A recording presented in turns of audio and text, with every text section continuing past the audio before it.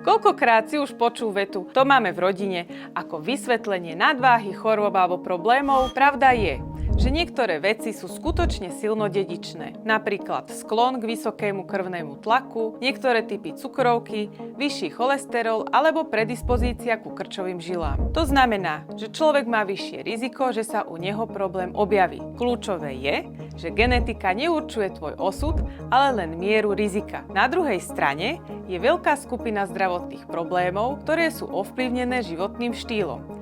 Sem patrí nadváha, kondícia ciev, svalová slabosť či väčšina prípadov inzulínovej rezistencie. Výskumy dlhodobo ukazujú, že pri väčšine civilizačných ochorení hrá životný štýl často rovnako veľkú alebo dokonca väčšiu rolu než samotná genetika. To znamená, že veta "my to máme v rodine" môže byť pravdivá, ale nie je to ospravedlnenie. Skôr je to upozornenie, že treba byť opatrnejší. Genetika ti môže dať kartu, ale životný štýl určuje, ako s ňou zahráš. Poznáš niekoho, kto používa výhovorku "ja to mám v rodine"? Označ ho do komentára.